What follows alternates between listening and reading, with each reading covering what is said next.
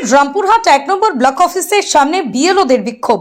বিএলওদের যে কাজ দেওয়া হয়েছিল তা সম্পূর্ণ করার পর ফের তাদের ব্যাক আসা ফর্ম ফিল আপ করতে বলা হচ্ছে একদিনের মধ্যে, এবং অতি অল্প সময়ের মধ্যেই এসআইআর ফর্ম পূরণ করতে চাপ দেওয়া হচ্ছে।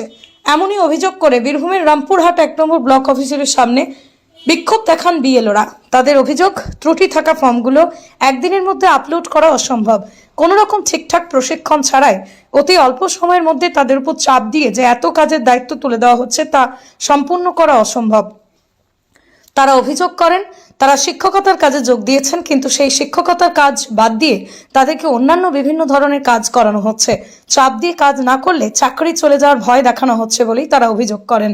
বিএলওদের কাছে জমা থাকা এসআইআর ফর্মগুলো যাতে অতি সত্বর জমা নিয়ে নেওয়া হয় তারও আবেদন জানানো হয় আজকের এই বিক্ষোভ কর্মসূচিতে। তারা দাবি করেন এবার তারা এই কাজ থেকে অব্যাহতি চাইছেন। কারণ হিসেবে তাদের দাবি, স্কুলগুলোতে পরীক্ষার খাতা দেখতে হবে, তাছাড়া এসআইআর কাজ শেষ করার পর তারা কাজ করতে চান না।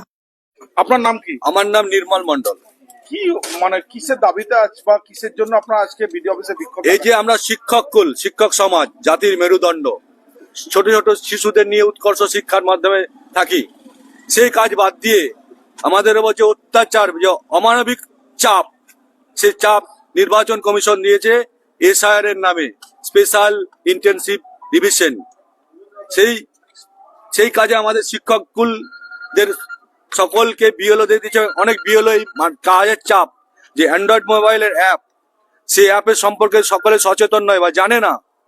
এই মানসিক চাপ দিতে গিয়ে অনেকেই হার্ট অ্যাটাক, ব্রেন স্ট্রোক, বিভিন্ন রকম ভাবে তারা তাদের মৃত্যুবরণ করেছে। এবং হঠাৎ করে 11 ডিসেম্বর হওয়ার পর দুদিনের মধ্যে একটা ফরম্যান জারি করে কাগজপত্র জমা করার যে চাপ, এটা আমরা নিতে পারছি না। কি ফরম্যানটা কি চাপ দিচ্ছে কাগজপত্র? ভোটের সাপোর্টিং কাগজপত্র 1-2 দিনের মধ্যে সংগ্রহ করার পর ইলেকশন কমিশনের ফরম্যান হঠাৎ করেই বলছে যে এটা 11 তারিখ ছিল, এটা 48 ঘন্টার মধ্যে জমা করতে হবে সবার ক্ষেত্রে। এটা আমরা নিতে পারছি না, আমরা বিধ্বস্ত।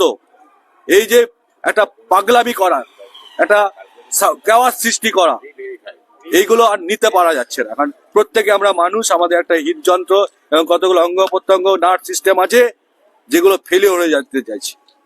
আমাদের যেখানে মূল কাজ, মূল লক্ষ্য শিশুদের উৎকর্ষ শিক্ষা দান করা, সেখানে এই অ্যাডমিনিস্ট্রেশনের যে জলাঞ্জলি বা জাল, তার মধ্যে আমাদেরকে ফাঁদ পেতে আটকে রাখছে, সেটা থেকে সেই চাপ আমরা নিতে পারছি না। আজকে কি করবো? আজকে আমরা বিডিওকে স্মারকলিপি জমা দেবো, সকল বিএলও এখানে এবং শিক্ষককুল জমা হয়েছি। শিক্ষকরা এই বিষয়ে প্রতিবাদ জানাচ্ছি, কারণ ইআরও হচ্ছেন অ্যাডমিনিস্ট্রেশনের লোক, বিডিও তার অধীন।